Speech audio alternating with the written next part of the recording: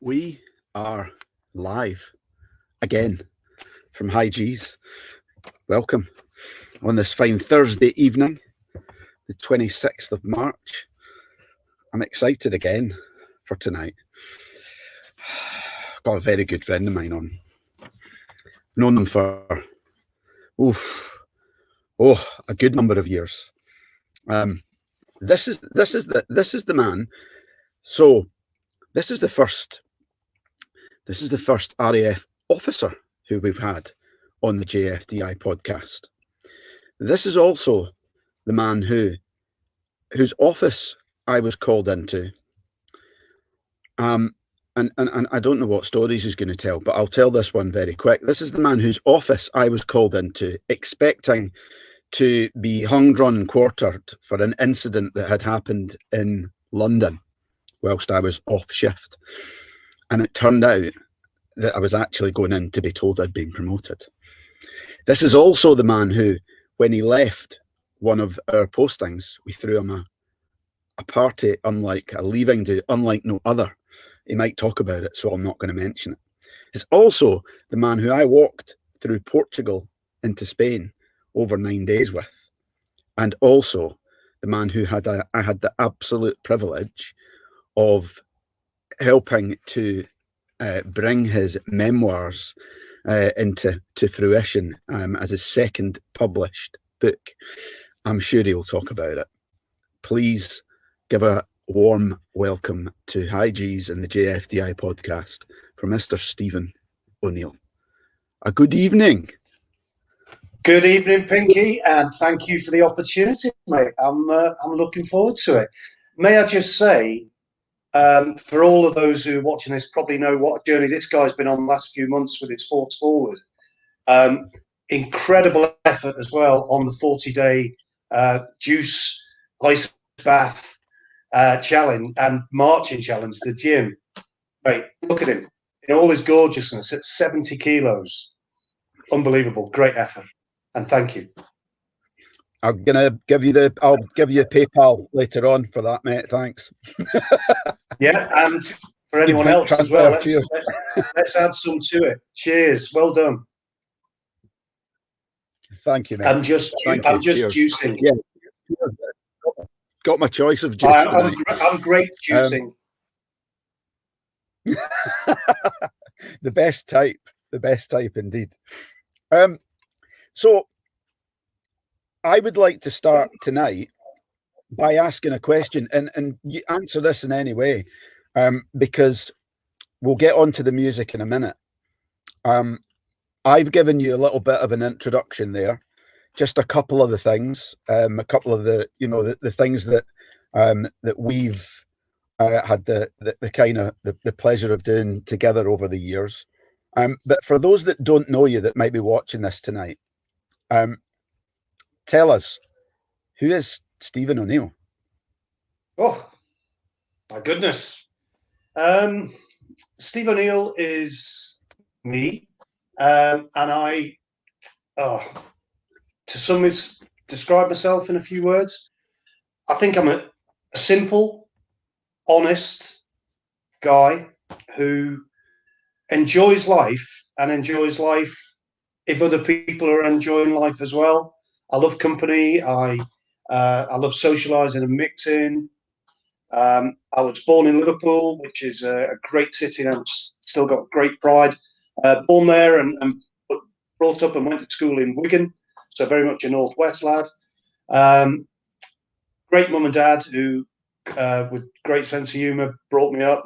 And I joined the Air Force at 18. And here I am now at 59, and I'm still in. I've tried. I've been arrested by the RAF police, like many of us have. That didn't manage to get rid of me. I've told people the truth, people who perhaps shouldn't tell the truth, but didn't want to hear it. But the truth is good, and I think if you question correctly and politely in life, but you're not afraid to question, you're going to have a better life. If you think, oh, I can't bring that up, and you hold it, the moment goes, you may always regret that. So, have I been a bit outspoken at times? I hope so, and I think so. But yeah, that's me in a nutshell. Fantastic. Thank you very much. Here's what other people think. Oh Steve my O'Neill. God. I'm not sure whether tonight, I don't know if you can see the comments on the screen as I pop them up there. Tonight it's the Proclaimers. Yeah, I would walk 500, Mr. Delta Mike Lima. Indeed. Good on you, Dave. That's what Dave thinks about you. Absolute legend, he said. That's nice. That's nice. High G, sponsored by Law 55 and the Disappearing Scotsman. Oh, and for tonight only, from Kosovo to Kandahar, a march through the ranks, aka available at no good bookstores, but available for me or Pinky. There you go. Just happened to be one. By the way, guys, can I just give a big up to Ali Black and his Law 55 initiative? Love his clothes. Wife's just come out of hospital after a hip operation, and Zoe, he'd sent a couple of sweatshirts, one for the lad, one for or two for one each for the lads, and one for Zoe. I mean, we paid. Don't get me wrong; he's not that nice a human being, but they were there waiting for her. And she got out of hospital, and she's worn it like almost entirely for the last few days. Nice lilac number with blue writing. She loved it. So it's absolutely boiling in this, the kids' playroom. Thanks for the hat, Ali. Absolutely love it. It keeps you warm in 0 temperatures, and a great thing. But just to show that a man who's nearly 60 still has his own hair, and I wasn't just hiding it. There you go. Brilliant. So, should we start on the tunes? Please do. So, 4 songs. We'll start at the beginning, so I don't know if you see what we'll do afterwards is I'll play a couple of these on Instagram, and they'll get taken down, and blocked. But I'll have some fun, and some people will listen, and I get to choose the 2 tonight. But I think it's okay. I think you'll know which 2 I choose for you. So let's start with the first one, which is a Simon and Garfunkel number, Kathy's song. So. I know that you think this is haunting, but is there a story, or is it over to you? Do you know, there isn't really a story. It's and it's one of Simon and Garfunkel's lesser known tunes, although it is on their greatest hits. It's only about 2 minutes 20 long, and it's just he's an amazing songwriter. One of the lyricists who's a true poet, and I can't describe it, but there's a couple of lines about. There's one that resonates massively with me, and I'm terrible at remembering whole lines, but it's one about being away, and it just reminded me so much of when I was in Afghan, away from like Zoe, and it just reminds me of that, and about coming back and being reunited, and watching raindrops race down, raindrops racing each other down the window pane. It's going to be the non-hymn, the secular song played at my funeral, which is in about 50 years' time, if you want to save the date, guys and girls. I'll be 109, and I'll be a royal pain in the arse. And if any of you are still around, it's going to be played. And that's the story. It's just one of those songs that almost every time I hear it, it makes me want to cry. It's beautiful. So if you haven't heard it, check it out. It's only 2 minutes 20. I had a listen tonight. I listened to them all as I'm doing my hair and getting ready. I like it, and I know what you mean about the haunting. But it's interesting what you say about those kind of songs that can remind you of times when you're away. That stick in your mind for being apart from loved ones and things like that. I think everybody's got one of those, don't they? At least. Definitely. Yeah, brilliant. So, in regards, you touched on the book. You touched on the book just before we got into the music, and we got that plug out the way, and I'll get mine out the way later on, as we always do. But as far as books go, there we are. Oh, I didn't. Hold on a second. We'll just do this now, shall we? Also available at no good bookstore, but available from Mr. Pinkster. Might even be cheaper than mine.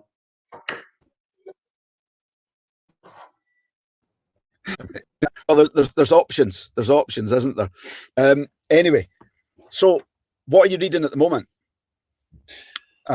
I'm reading Richard Osman's first foray into the novel world. You know, Richard Osman of Pointless and sort of game show things, but he's a very not just a game show guy. He sort of does comedy panels. Really engaging, warm person. So I'm reading that book, but I'm kind of reading two because an Irish mate of mine, Pat O'Connor, who lives in Dublin and works in the big college in Dublin. We've been talking about reading the great Irish authors.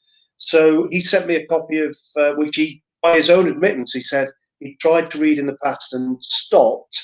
He sent me Ulysses by James Joyce. Obviously, with Zoe sort of being in hospital and now being out, now I'm doing the house husband things. I've not tackled James Joyce yet, but I will, because what a lovely gift for him to send me that. And he also, he said he's restarting it and actually going to finish it. So we're going to compare notes. So two books, Richard Osman's The Thursday Murder Club. I'm only 5 chapters in. And James Joyce Ulysses, I have looked at the cover and I'm ready to start after that one. Right. Okay. And the Osman one, 5 chapters in so far, thoughts? Yeah, good. It's kind of already, you can see a couple of, I don't know if you, to outline the story, it's about 4 or 5 octogenarians who are in a care home, but they're kind of outrageous. They're like not sitting down, taking their medicine or whatever. They play card games. They bicker. They when a policewoman comes round to give them a talk about safety and looking after themselves, they would go, oh, for God's sake, you're not going to tell her to check our window locks and check people's ID, are you? Yes, we get that. You know, that kind of octogenarian I'd like to be. A cheeky bastard. Cheeky person. So he's laying this, it's early on in the book, but already I'm sort of thinking, yeah, this is going to be good. Be good. Right. Okay. Good. Recommended so far then? Definitely. And he's a funny guy in real life, so I'm sure it's going to be a really good book. Oh, listen, we're taking some abuse here already.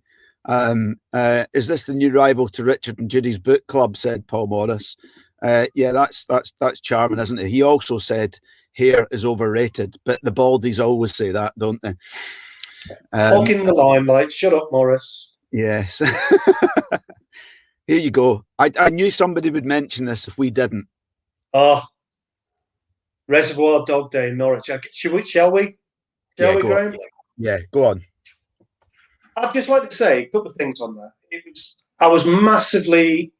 was sort of you and I and a few of the other guys, Jed and some of the lads and lasses had the germ of an idea, but kind of you were the driving force behind it. And we all took Reservoir Dogs days. I think you weren't Mr. Pink.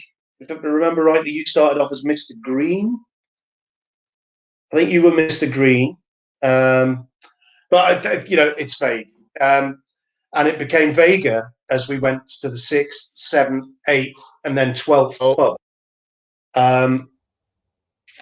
It was. Did you lose me? Yeah, I'm not. Yeah, just we kind of glitched for a moment there. So basically, we're back. Yeah, we had a good old Leo Sayer, an all-dayer in Norwich, and one of us, I can't remember who, whether it was you or I think it was you or I, had an idea early on, because we were all immaculately dressed in black suits, white shirts, a complete mixture of guys and girls. I think there was almost an equal number, which was fantastic. Yeah. It was the whole watch. I think it was B-Watch, if I remember correctly. Yeah. And we hit Norwich at 11 o'clock. And by 1 o'clock, we'd phoned a photographer and said, hey, if you can take a picture and get 20 copies of this, 7x5, and bring it to us at 5 p.m. when we will be in, because there's no mobile phones then, so we had to plan. Said, yeah, 5 o'clock, we're going to be in the Ribs of Beef. I can't remember which pub we get there. And the guy did it. He came, met us at 1. We said, look, we'll pay you up front. So I think we clubbed in like 100 quid between us. But there you go, mate. To a guy we'd never met before. Thank God he was a photographer. And he went, sort of, did the job and came back with the ice, which was a photograph for all of us. And what a great memento of a fantastic day. Fantastic day. But the Leo Sayers, the old dayers, they were legendary on, particularly in Neater's Head and B-Watch. Buchan, not so much, because I think Norwich was on our doorstep from Neater's Head.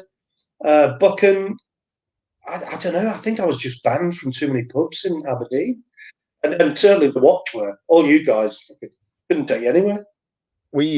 I think we had our fair share of all day sessions in Peterhead. Let's move on to the next. I didn't so much at Peterhead. Yeah. Not sure why. I don't know whether it was just a different time. And actually, that'll bring us on to something else maybe talking about later. And it's the sort of, if you like, what people perceive as the airman officer divide. Maybe it just took a few more years for you guys to go, oh, he's all right. He ain't come on a fucking old day, I don't know. Well, I don't know.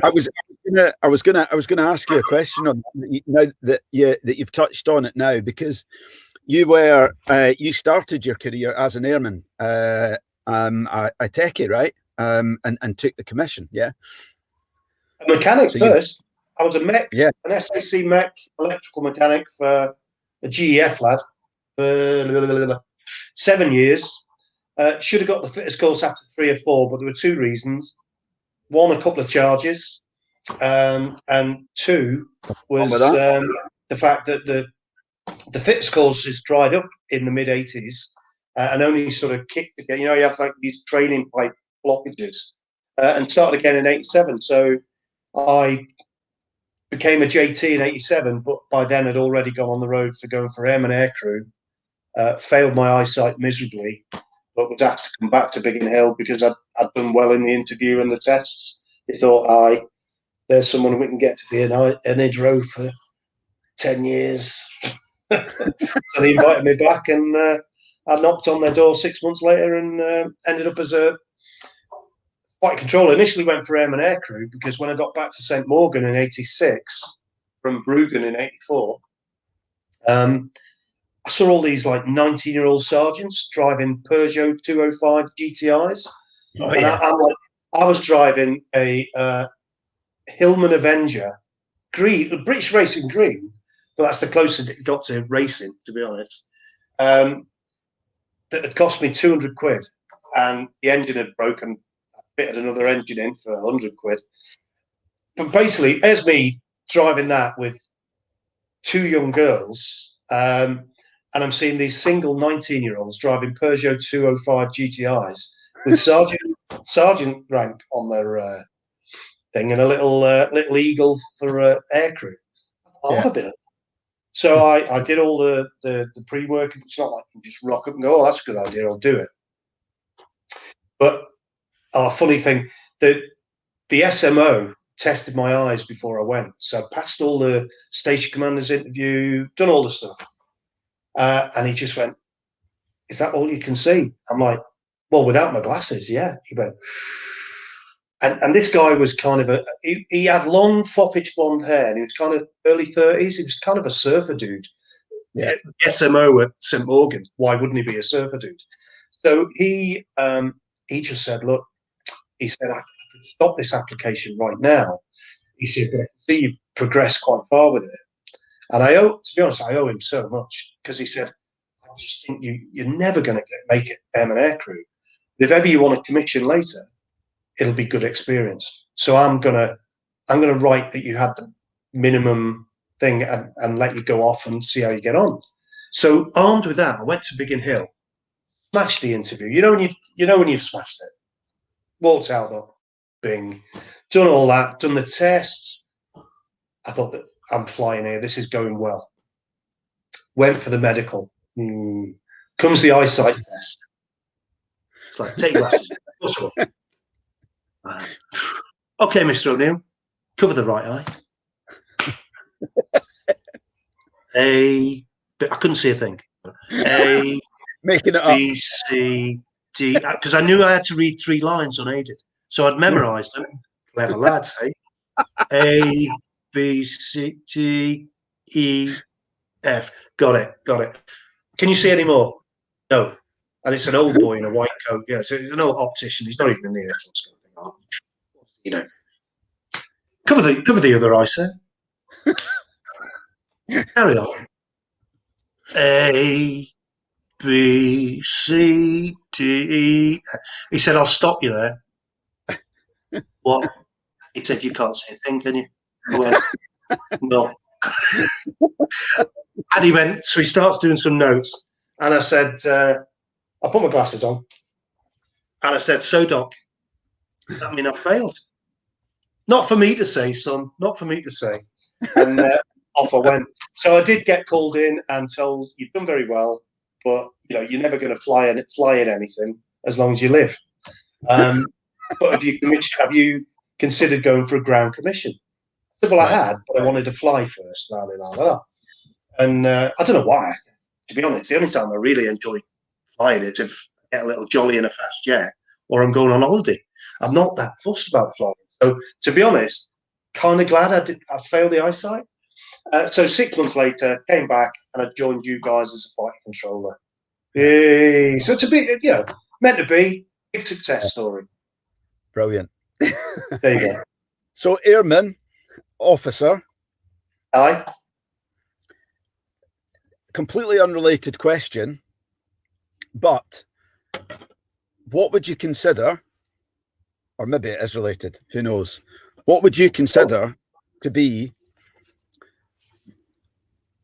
from airman to officer, what would you consider to be your best and your worst quality? So 2 different qualities. What's your best quality? What's your worst quality? Your opinion. As an airman or officer, or no, unrelated question. I mean, it was just unrelated, yeah.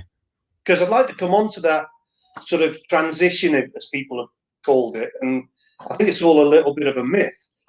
I'd like to bust that. But my best quality,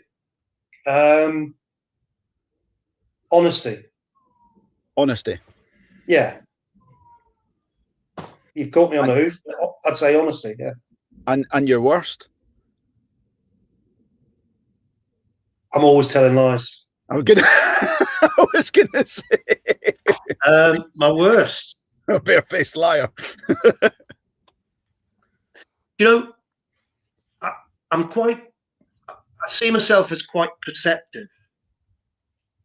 I know you asked the worst thing, but I think because I'm quite perceptive, and I've just said I've lived quite a long time on the planet, so it's not like me just thinking I'm perceptive. If it's gone on this long, I possibly am. And because of being perceptive and sometimes seeing people for what they are quite quickly, and seeing situations for what they are quite quickly, I can sometimes get a bit downhearted and pessimistic about what the outcome is going to be. Some would just say it's pessimistic, but it's kind of based on what I perceive as like train wreck about to happen and no one's listening. And that train wreck, not always, but generally does happen. Right. That it can sometimes, I can sometimes get a bit inside myself and think, fuck, sorry. And then the only way that I can sort of break myself out of that is to realize that I can't stop every train wreck. Even if you know it's going to be a train wreck, you can't. I'm not saying I'm the sort of, oh God, I've just seen that the 1455 it's going to run off the rails. I'm not talking about that kind of. That's not perception. That's witchcraft, isn't it? You know. I'm not talking about that. I'm talking about when you can see that there is such a better way for everyone to do something. And I'm not just. I'm talking globally. Talking with friends, with work situations, with family, and you just think, God, this could be so much easier. But you know they're not going to listen. You know they're going to, on all those stages, small or large, they're going to continue doing what they're doing. And the way that I pull myself out of that is actually to go, do you know what, Steve? You've not got the perception so that you can change it necessarily, and you can't change everything.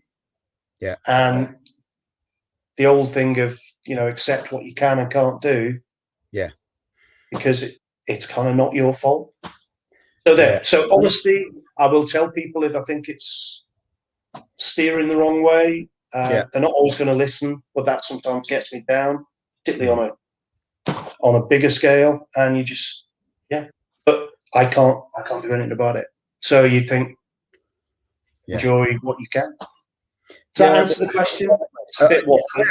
It does. It's a very good answer, actually. And I think on that last point there, I think there will always be people who you could offer advice to that are maybe either one, they don't want to hear it, two, they're not ready to hear it, or quite as often in the way is that they think that they know better. And sometimes in that case, train crashes need to happen for people to learn, right? Indeed. I've just seen a message from my wife, time management. Yeah, who thinks the worst quality has got nothing to do with that. It's time management. Yeah. Is this from the woman who's had her every need met for the last week since she's been out? Every meal cooked, water brought to her. How dare she? I love her dearly. We're going to move on before we have a domestic. Here's a good question from Dave. What was your favorite track?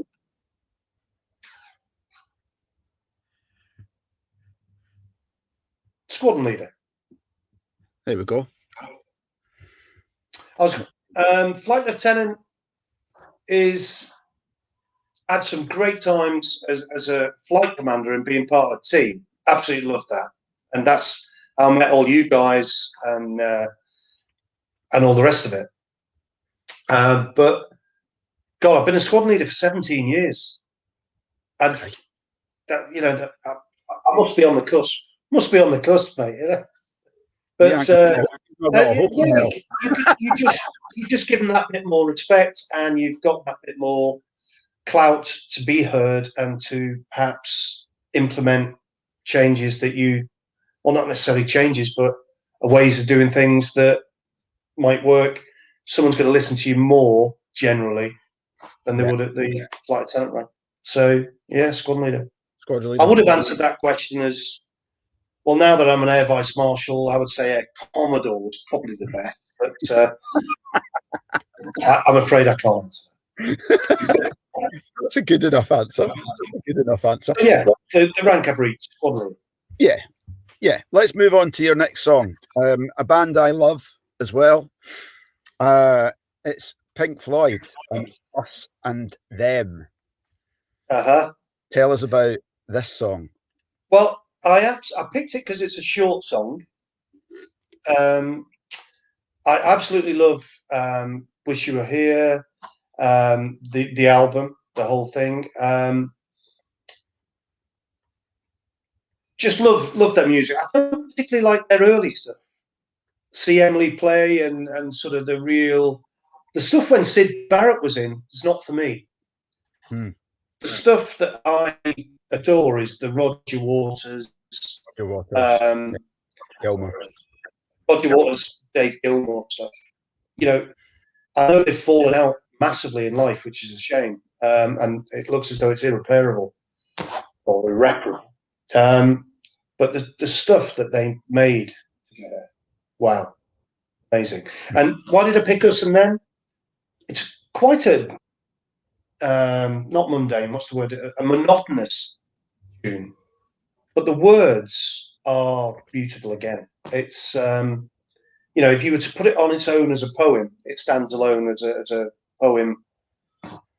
Dare I say it, to rival Wordsworth and things like that. It's us and them, and after all, and all the things that separate black and white and all the opposites.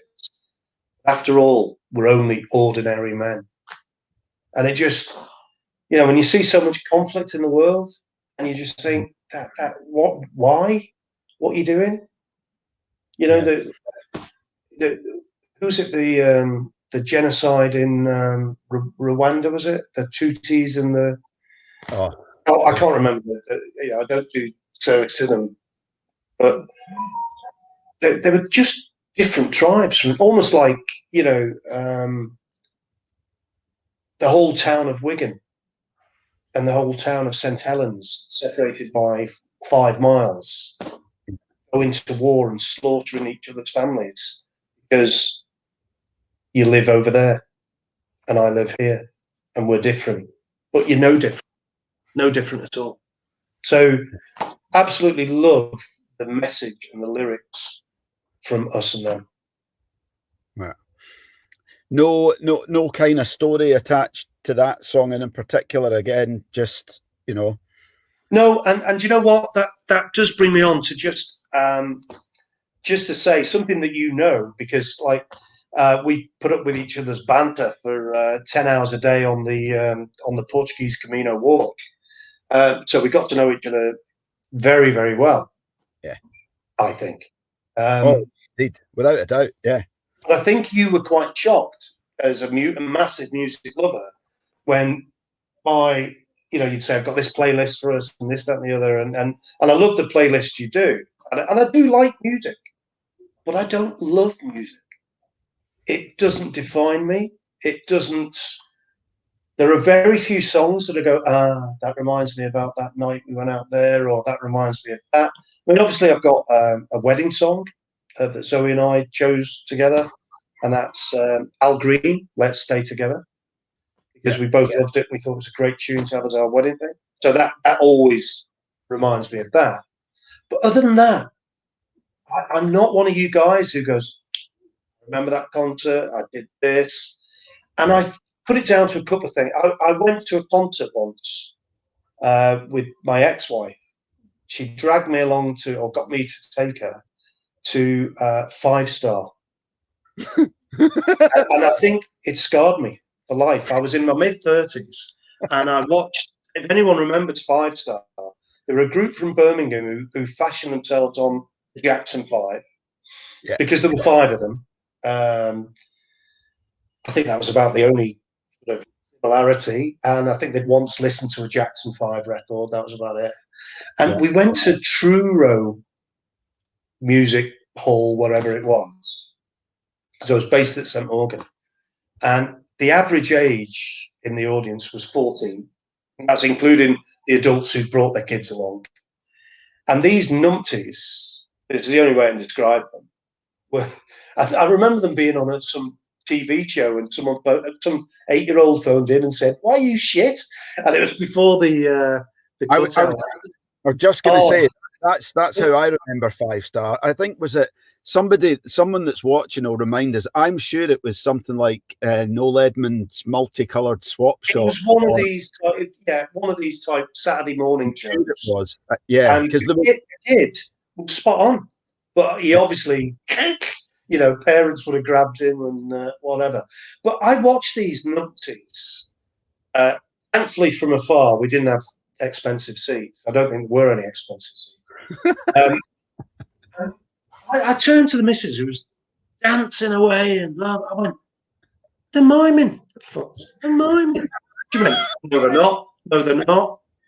One record later, the record player stuck, or whatever they were using, the thing, it broke down. So they're all going, No music. no music. And then you can see some leg in it, like, put it back on. Mate, they were shocking. That was the highlight of my night. I thought, vindicated. Awful, Yeah. mate. So that's, maybe that scarred me, but no, it doesn't define me. I do like music, and there are certain songs, perhaps it's more the poetic songs. I detest repetitive pop music, and I have to laugh because one of the guys you had on, and I've listened to the Welsh fella. Paul Langdon. Paul, if you're watching, Paul, I loved listening to you guys. I've loved listening to all the podcasts. Paul mentioned about the Boss and seeing the best concert he'd ever seen. It was what's his name, Springsteen. And I'm like, no. And I thought to myself, and one of the things he relayed was that having, this guy could play for 3 hours, and I can think of nothing worse. It's like Bruce Springsteen. This is inane pop, if you like. He's called the boss. Well, he's not the boss of me. That's all I'm saying. Not the boss of me. Have you ever listened to Born in the USA, his anthem? Yeah. That's repetitive pop shite, in my opinion. He says that he's been born in the USA 27 times. I thought I've got to listen to that 27 times. 27 times. Imagine if he'd been born in like Leeds. Born in Leeds. Try and do that 27 times, mate. Nightmare. So yeah, there's not much music I'll listen to, and I know what I like, and I don't like listening to new stuff, really. I'd never be a John Peel. I take my hat off to those who are, and I know you love listening to it. So there you go. Music doesn't define my life, but I picked Kathy's song, and I picked Us and Them, and I've got two more. I guess will you mention them or? Yeah. I'll come on to them. Just did a message. I'll shut them. I'm going to pop up there. Hammy's saying just what you've mentioned there, and he was similar when we had him on. He says he likes that description, resembles that way with music. Yeah. He chose one of the songs. He actually gave like a decade and said sort of 80s music, but similarly, because he doesn't kind of see music in that way, and it's I guess it's horses for courses. Everybody's kind of. It was after Hammy mentioned Amazon Music. The other day I was kind of preparing dinner and stuff, and it was before Zoe had come out of hospital, so I put Amazon Music on. I thought, and I'm looking at the categories, and I saw the 80s and all that, and then I saw male artists, amazing male artist singers. So I'm like, that's for me. So I went and filled a bowl, started doing dishes, started doing dinner. So you got the telly playing it, Amazon Music in the lounge, and I can hear it in the kitchen. And it starts off with Bob Marley, beautiful.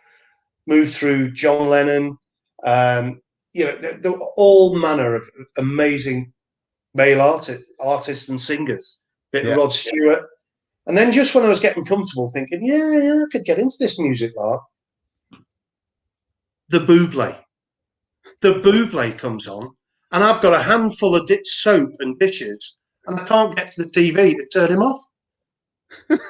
Michael Bublé. 50 great. 50. Did they just throw that in for a laugh? See if someone notices. Do you know what I mean? Stick that in. Michael Bublé. Shocking, man. So these are things that scar me about music. It's just there you go. But I gladly will always listen to a talking book. Thank you for the recommendation about Michael McConaughey. No, what's his name? Green Lights, Matthew McConaughey. Yeah, not started it yet, but I've downloaded it. I get a credit a month for a Christmas gift, and I'm listening to Barack Obama at the moment. I'm 20 hours into his 27 hours. Oof. Wow, what an amazing man. What a monologue. I can't recommend the book highly enough to you. It's honest. It's I think the whole world, were lucky to have such a great leader for 8 years, someone who genuinely cared about human rights and people. What a leader. Oh, wasn't he just? Barack Obama still is. There's got to be a world role for him. He can't just have done that and disappear. There's got to be a world role for him, because he's just amazing. And I know it's only listening to his account of the thing, but wow. And it's his humility. When you listen to his memoirs, his humility about the difficult people he had to deal with. He talked about when he went as president-elect with Michelle to the White House to be received by George W. Bush. Now, he didn't agree with all Bush's policies, obviously, parties. He could have been quite damning, but he just said, what a warm welcome that the pair gave us. And more importantly than that, not just laying out the red carpet, that George W. Bush turned to all his staff, and the president's staff is huge, said, you are, for the next 6 weeks, to let Obama's team shadow you and show them everything so that they take over this job seamlessly. And I thought, great thing for Obama to write. How many other people would have written, yeah, didn't agree with what he did there or there, and that could have been better. He said, that agreed with a lot of, stuff, disagreed with a lot of stuff, but openly said that the president made the transition super smooth. So, learning lots. So yeah, great book, great talking book. But I prefer to listen to people talk than conversation rather than music. Just there you go. Have you listened to Barack Obama's podcast guest appearance on WTF, the podcast with Mark Maron? I think I have. I might have recommended. If you've not, check it out. I think I stumbled across it. Yeah. This is a guy. Is this the guy who started in his garage? That's it. Yeah. A bit like High G's. Yeah. And he's talking to people, and then it just grew. Yeah. And because, like you, he had the skills, people are going, oh, I want to be interviewed by him. And yeah, Obama was interviewed in his garage. I just stumbled across it. It's fantastic. Brilliant. Fantastic. Absolutely brilliant. If you think about that hour and how natural Obama came over, and I think he was still serving at the time. He was. Yeah. He was. Well, this is like listening to 27 hours of that. Wow. Which to some people might think, oh, how boring listening to a political memoirs for 27 hours. No, mate. It's like you know him. It's like sitting there listening to him talk to you. It's beautiful. Highly recommended. So you might have. I was going to ask you a question there, just picking up on what you're saying about music not defining you, and you not kind of listening to music and thinking, I remember this, that, and the other. What sort of thing? What does conjure up those kind of memories for you? What sort of things do take your mind back to like a certain place in time? If it's not, for me, music always does that. Is there anything for you that takes you back? Is it, like you've just said, is it conversations? Is there something else? It's reflection. I reflect a lot. I think. I like thinking. I like being able to think about stuff. I love writing, and when I write, be it fiction or my memoirs, to someone asked me, how did I remember that whole 40 years? Well, I didn't, as in that sense. And I didn't keep memories or diaries. But what I did, I knew exactly where I'd been in 1980. I was in basic training. I knew where I was 81 to 84. I was at RAF Cottesmore. So I wrote down all the places I'd been, and then I'd sit and go, right, RAF Cottesmore, 81 to 84. And I think the first 10 things that come into my mind, I'd jot a one-liner down. Roger Horton asleep at his desk. Being charged, the Thursday night bop. And I did that for all the categories. And then once you got 21 liners, you had the shape. And then you could go, actually, that happened before then, and da-da-da. And then you just, when I got time, I'd sit there and expand and write upon it. So that's what defines my memories, not sort of an 80s tune coming on and going, I remember dancing to that. And that doesn't do it for me. Yeah. What does it for me is thought, reflection, conversation, and partying. Yeah. There's one of the things that you've often said to me, and it's kind of true for me to a certain degree as well. And that's why music helps me to remember things, because I always remember, and the first time you told me this, it must have been sometime in the early 2000s, or maybe the late 2000s, when you said to me, Pinky, I don't really remember the 90s. Who does? Anyone who lived through the 90s, who does? I mean, loads of us joke about it. How did we live through the 90s? Because I did my first 8-9 years in the Air Force, did the Falklands, did Bruggen, did loads of great places as a ground leopard with loads of cracking lads, and lots of drink involved then, but never as much drink that was involved in the 90s in the fighter control branch stroke ASOC world. Yeah. What the hell, man? It was almost like, I wouldn't say it was encouraged. It certainly wasn't discouraged. And it just seemed to be, I remember it's like, it's Friday. It's 5 to 5. It's not crackerjack, happy hour. It's Friday, 5 to 5, it's happy hour. And it was like, there was only, not even weddings would stop you going to a happy hour on a Friday. You had the likes of Andy McAleer there and great characters like that. What are you going to do? You're going to go, and you're just going to have these, do I regret drinking too much in the 90s? A little bit, yes. I wish I'd drank less in the 90s.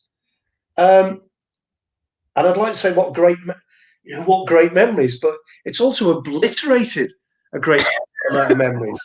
But the quality of the great times that I've had on Leo Sayers, all dayers, in the mess, I wouldn't change that.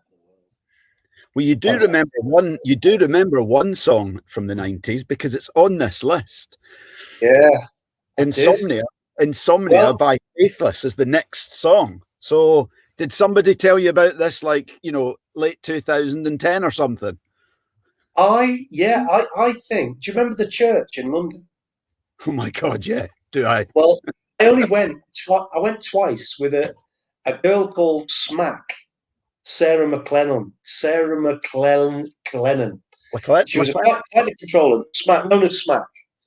And Smack was like quite the wild girl. And we lived, not together, but lived in the mess at High Wycombe together when you guys were there. Yeah. And so she said, look, Steve, she said, why don't you come to the church with us on Sunday? I said, I didn't know you were religious, love. She said, I'm not. I said, oh. So she then told me what the church was, and I'm like, okay. Now, I must admit, I went twice. It wasn't for me. For someone who's not massively into music and into dark, dingy warehouses full of pissed up Australians at 11 o'clock on a Sunday morning, it's probably not the greatest scene. But I'm glad I went. It was an experience. And I think it was probably there that I heard Insomnia by Faithless. because I'd never been into the rave scene, whatever. I was more a heroin addict, to be honest. It was, so I've kind of lived a boring, sheltered life, and a little glimpse of the church, and that it was fun. But yeah, Faithless. And I also put it on because initially I'd written. If I do listen to music, I like poetry. I'm like yourself. I like writing. I like poetry, and I like songs that mean something and have. So I'm a bit of a ballad man because that's where most of the poems are. Yeah. The meaningful lyrics are. So I normally don't like repetitive pop music, but Insomnia is funny. Ripping tight. It's cool. And I wanted to. I didn't want to leave everyone watching High G's crying their eyes out on 4 ballads. So yeah, Faithless. There you go. Ripping tights off with my teeth. It's a good tune. I saw them. They for me were one of the great festival bands. They would always put on a show at a festival. But I'll tell you where I saw them live, and I had somebody stand in for me for the first part of a night shift at Neatishead, and I went to see Faithless at the Norwich at the waterfront in Norwich sometime in the 90s. There you go. There you go. But obviously it's the 90s, so you can't remember. It's vague. I'll tell you what I do remember about the church, though. I remember seeing a very good friend of mine getting called up on stage and doing a dance with a broom on his head, where he had to spin around on the stage. And at the same time, he had like an ankle injury or something, and it was hilarious to watch. It was the same day that he introduced me to a load of his friends, and the reason that I remember is because I later learned that they had said to him, "Who's that guy, Pinky? He is a ticking time bomb." That's the words that they used.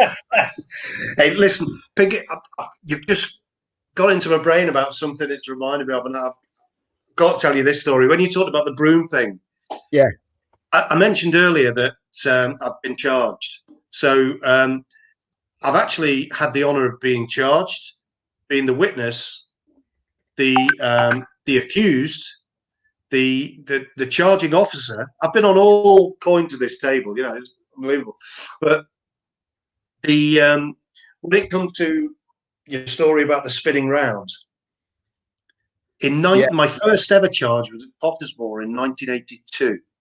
And I'd been warned by the Sarge several times for being late, because there's certain thing when I'd have a drink, it just affected my ability to hear an alarm clock. Simple as that. They just couldn't do it. So I remember he warned me, and he said, look, and I was on the RAG team, the Rotary Hydraulic Arrestor Gear team. This is like somewhere you have to be at 7 in the morning, not 8. But the RAG up so that the airfield is declared. It was basically the big line that goes across the runway to stop a tornado with a hook. You could drop a hook and stop if it had an emergency. So it was an important thing to do. And before you got it raised, which took at least half an hour, 4 of you to manhandle this thing out, the airfield was inoperable. So being late should not be an option. So I'd done great. I'd been on time Monday, Tuesday, Wednesday, Thursday on the RAG team. Done a great job. Sergeant praised me. And I decided to give the Thursday night bop a miss. Right up until the point, till a guy called Geordie, because there's always a Geordie, comes in and goes, "You coming up?" I said, "I can't, mate. I'm on the RAG team." "Fuck off, man. What's that?" Get out. So the next thing, willpower and the breaking strain of a Nats Tadger. I follow Geordie. "I'll just have the 1 or 2 then, Geordie. Make sure I'm back in." "Aye, lad, aye. No problem." Well, come the sort of 11:30, 11:45 mark, when just before the slowies come on, the fast stuff was on. I can't tell you what music it was, but apparently, because I did feel quite bruised on my legs and arse the next day, apparently I decided to lower my trousers and underpants, shake my winky, singing, I've got the smallest winky in the world. And then, if that wasn't bad enough, and that was up on the stage, if that wasn't bad enough, I was so drunk, I forgot to pull the underpants and trousers back up and started to dance again, hence the bruises, because I couldn't understand why I kept falling over, because I hadn't pulled my kecks back up. So that was my first charge. And I remember waking up at 7:45, thinking, just got enough time to get to work. And then the realization that, no, you should have been there at 7. Oh! So there I was, bruised, drunk to high heaven. And I legs it into work, gets there at 8. And all the sergeant had to say, he didn't have that disappointed look on his face. He just went, I warned you. That was it. That was it. 252. Charge Rooney. Oh dear.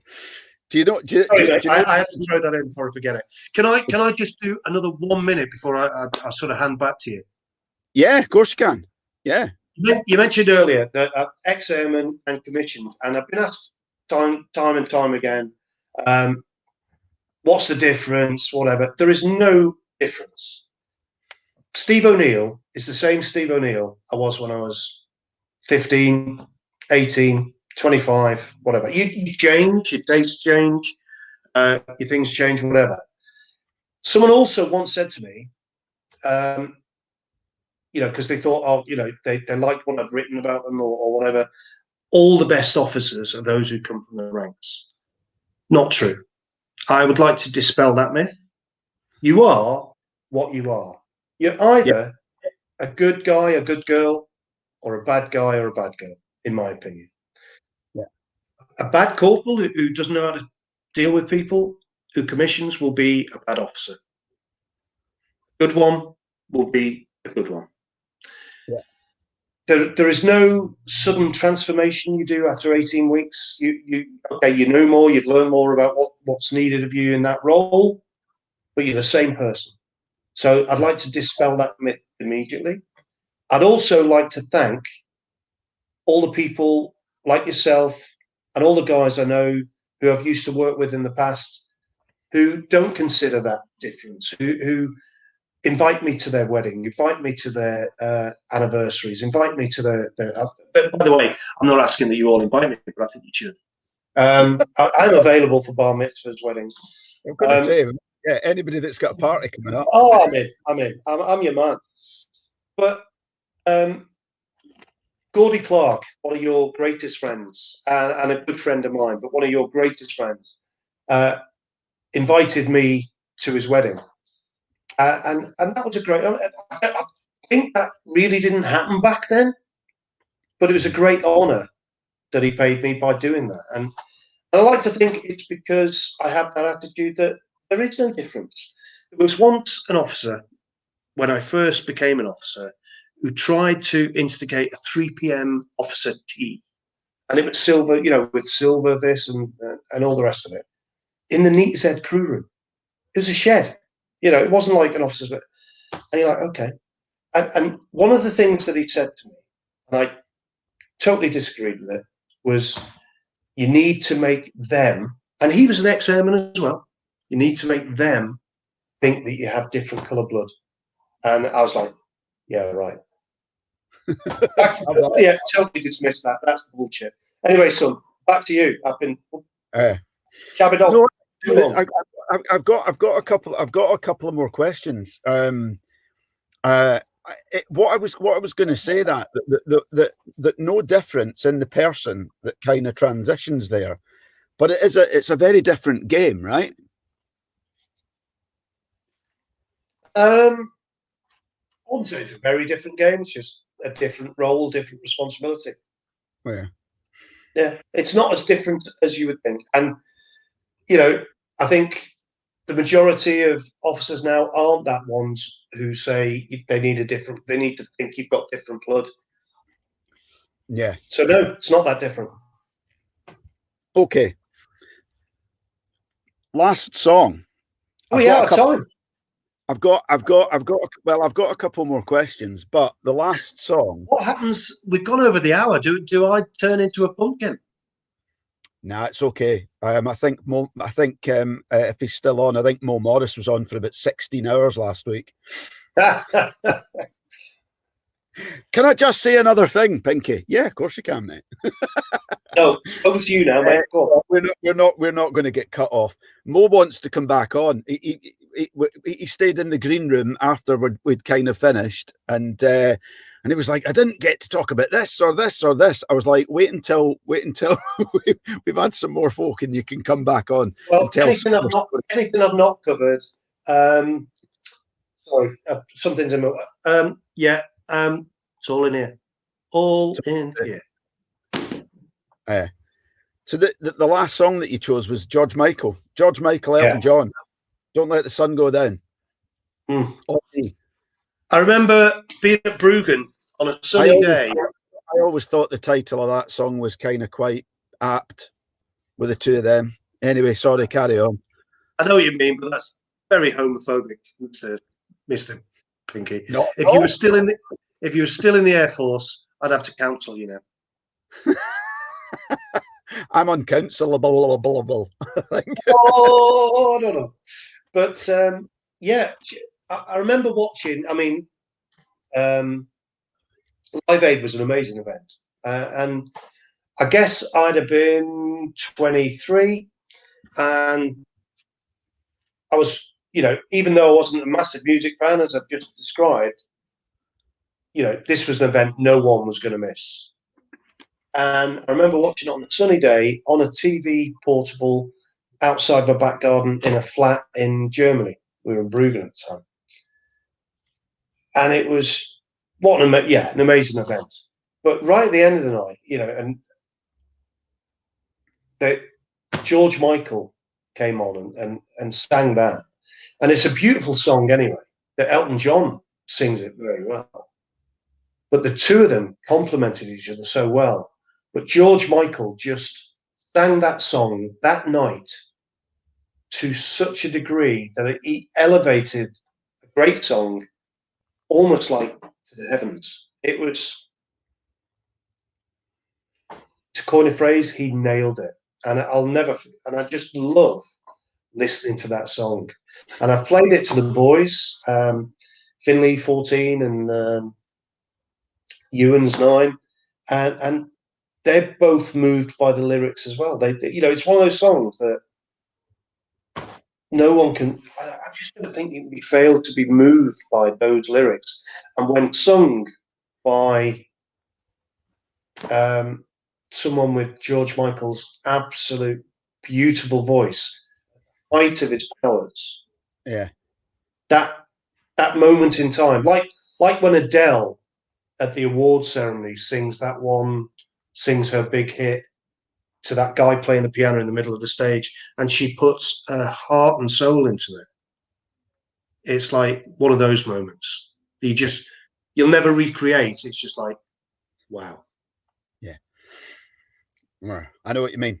There's a few comments there, just on the same note. Another comment there about George Michael had pipes. He said, "That's I don't understand that." Pipes, as in his voice, was good. Right. Okay. Oh, unless amazing voice. Yeah. Mr. Fairclough's on this evening, loving the cast, Mo wants you to stay on and tell some more tales. We've come to almost a natural conclusion at 4 minutes past. But I've got one last question, which I've kind of asked most people. I didn't ask Mo this, but somehow we ended up with the closing sentiment being the same. The last question. Given that you've come on to the JFDI podcast, how do you, Steve, apply your JFDI?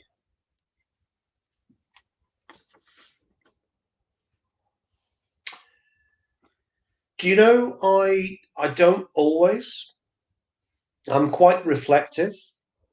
Right. You'll have noticed that when you ask me to do certain things and certain challenges, I'm cautious. So sometimes I think, don't get me wrong, JFDI is a great principle.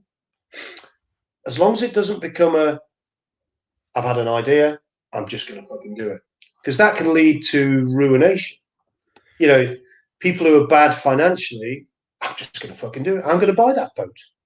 This guy's he's only going to charge me 10% for the first 2 years. I think he said something about 50% for the third year on, but fuck it, we'll deal with that when I come to it. That element of JFDI is not me. Yeah. But how do I apply JFDI? With a little bit of contemplation. That's the right word. A little bit of contemplation. Is this the right thing for me? Is it the right thing in the short term? Yeah. Long term? Who else is it going to affect? If the answer is going to be no, how do I persuade them? Yeah. So JFDI. I mean, what you're saying is you don't. Again? What you're saying is you don't. No, I do. But I will. I don't. I'm not impulsive. Yeah. Apart from the pink water bottle, that they'd run out of blue ones. I'm going to say. Nothing wrong with a bit of pink. Indeed. Let's not go there. Mr. Pinkster. No, yeah, great colour. Pink used to be the colour for boys in Victorian time, I believe.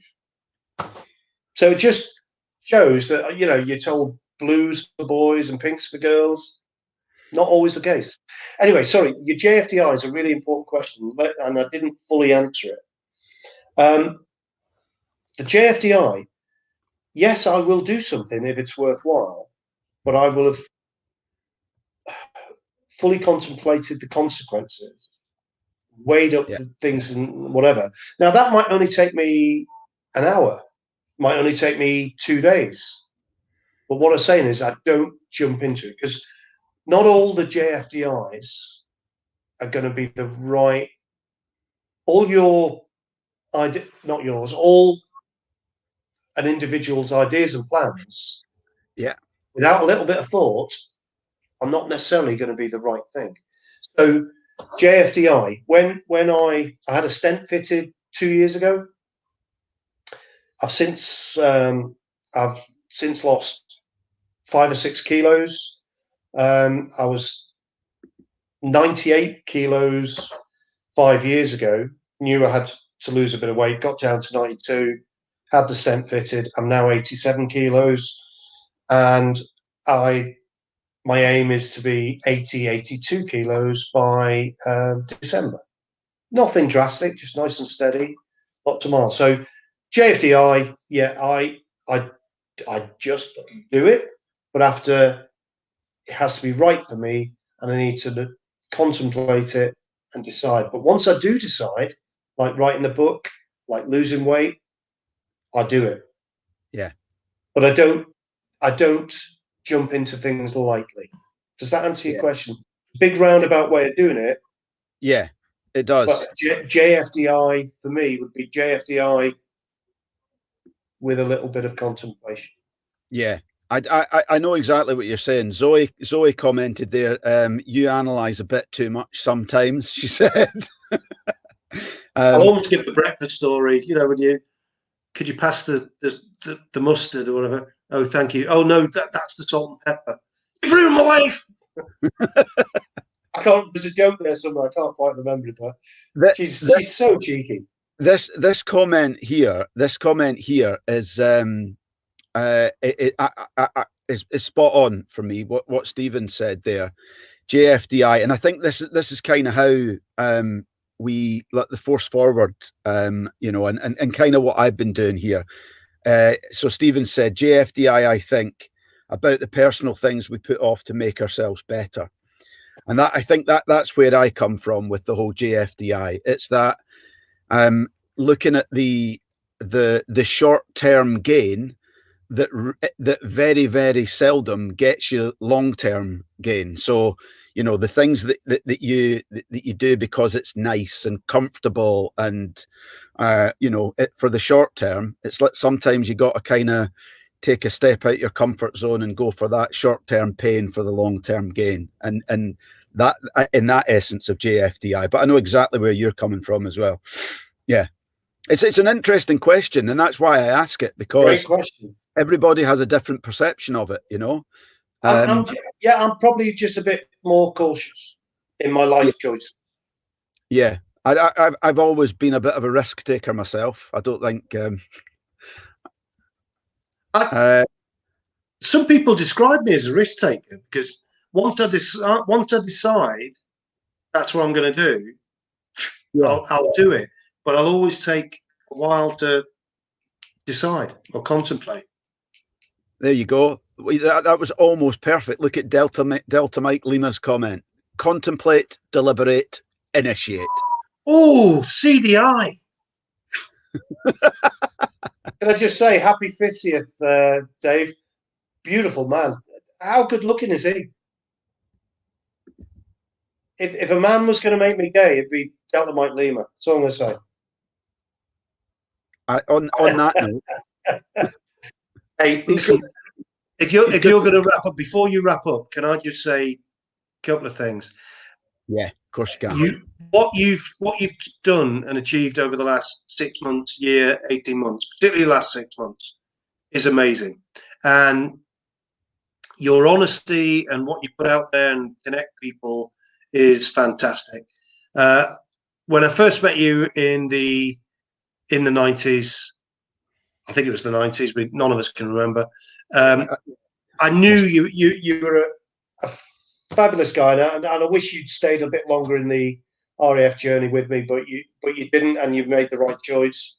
Had you stayed, I've no doubt you'd have made warrant officer. I remember writing that whilst this SAC has the ability to make warrant officer, he would never be suitable for a commission, and that wasn't a slur. That was just, I knew you'd be, where I'm honest and a bit cheeky, they just wouldn't have. They'd have been like, "Has he just told me I'm a dick?" So, so great honesty. But what you've achieved and what you've put together with these podcasts, with everything you do, and with JFDI is fantastic, and it can only grow. It can only get better. But just remember that we're all amazed at what you're doing and behind you, and can't wait to see it go from strength to strength. The fact that you've got thank you people like Zoe and I doing the walk, doing the John Lee jog, Land's End to John O'Groats. Some people have moved on to Route 66. Gary Barlow, wow, what an amazing story, an amazing weight loss. Yeah. As he openly says, wouldn't have done it without you. So none of us can change the world, but if we can plant a seed or make a little difference, it's massive. And you're doing that on a daily basis, and that's amazing. And a just final shout to all the guys who've listened to the podcasts, Paul Langdon, Mo, Ali, everyone's. But Pat Penn, and I had a chat with him the other day, loved listening to his podcast and his honesty and the way he and others were treated by not the RAF, but the RAF police up there in Buckingham back in the 90s was shocking. And, people searching people's houses without warrants. And these are things that they're against human rights. Doesn't matter if you're in the military, against human rights. And they didn't have that power, but they used it and abused it. And thanks for his honesty for saying what he did. And I said to him in a private conversation that he wasn't alone, that people like myself who realised that this was wrong were trying to do things behind the scenes. But often had our hands tied, and I can speak about that in private, but not here. And thank you, Graham, Pinky, my very good friend, my Camino partner, for giving me the chance to blither. It's been fantastic. It really has. You've still not been on as long as Mo, or maybe you have just about. Is there anything else that you want to share with us before we wrap up? I've had a blast tonight. It's been brilliant. Thank you for coming on. You know what? One of the things I was going to tell you about was you talk about the 90s. When we were up at Bucking, I used to play squash. Well, I'm still a squash player, and I was OIC squash. And I managed to talk group captain Mike Shields, who a lot of people didn't like, but I always had a soft spot for Mike Shields. He didn't suffer fools or people gladly or whatever, but if you were straight, which I was, he was all right. And I know other people won't share that opinion, but I went to him with a plan to get $2,000 out of him for train tickets, so that me and about 8 other members could go down to was it High Wycombe or Holton? To Holton to play the Strike Command Strike Command squash championships, annual championships. And he's like, $2,000 for that. So I had to go and, I'd written in the paper, because it wasn't emailed back then. And he'd call me into his office, and I said, yeah. And he looked at the people who was going. He's like, "You're having a laugh." It's like, one of them was Andy McAleer, who had said before, who could play squash. But Andy liked a few beers, like I did. So there was me, Andy McAleer, the Padre, and that was just in case one of us died on the way down. He could administer the last rites. Padre, bless him. It was there was an SACW Scopy who ended up being the only, she actually got to the final. She got the final and ended up playing for the RAF. Just a good sportsman and all the rest of it. Do you remember her name? To my detriment, no, I don't. Because I only knew her for like 3 months. There was an SAC Williams who played, he was 23, 22, was a Welsh international junior squash player. So right. he got to like the semi-finals kind of thing. And then got invited to play for the RAF under 25s from it. So it was a great success. We ended up with a runner-up. Yeah. And we ended up with, I think Ryan Williams, SAC Williams, but great squash player. But the reason for the story is not just the squash. This is what the 90s were like. We got on Aberdeen train station. Hyle Williams, that's it. How do you pronounce that? Will? Hyhywl. I think, was he not called Howell Wills? Williams. Wills, yeah, Wills. Top lad. Yeah. Top lad, but an extremely good squash player. Anyway, it was like, let's say there was 8, 9, 10. There was also the OC Supply, who was a nutcase. Dave, great sportsman, but he came down because he could play any sport, but he wasn't particularly good at squash.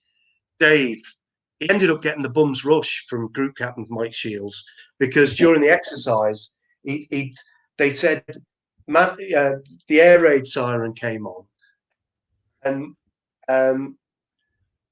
mask up, and the group cap. It was one of these maxivals before the tachyval. So it was your final evaluation before the big one.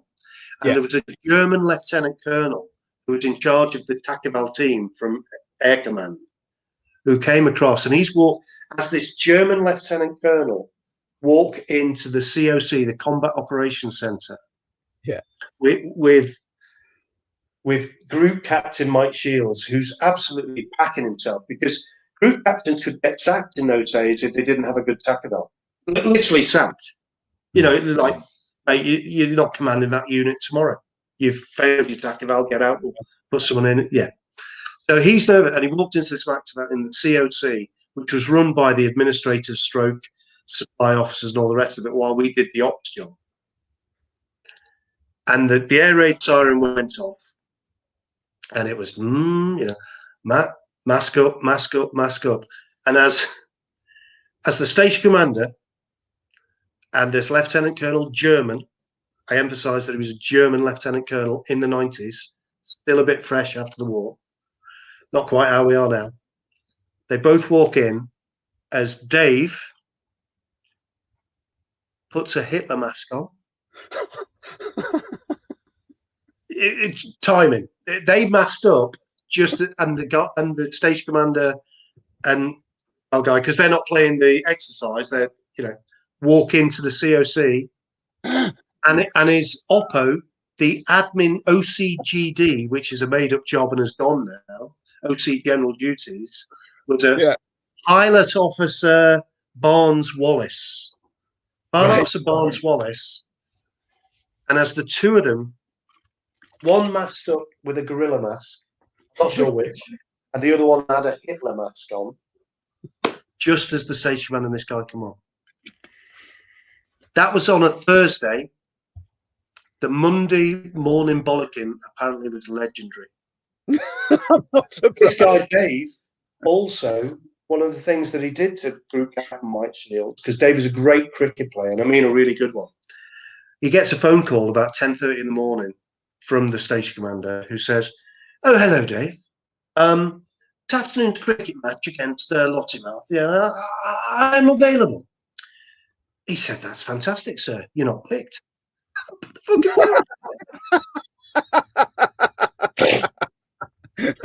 phone down. And thing is, Dave had a change of heart and decided to stay in the Air Force and go from a short service commission to long. Oh dear. He never got it.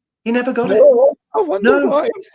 Because you didn't cross the like to Group Captain Mike Shields if you wanted to get on. He was like old school. Yeah, you're finished. So while we found it hilarious, Mike Shields did not. There you go. I love it. What a story. I'm trying to think what Dave's surname was. Probably shouldn't say it on air, actually.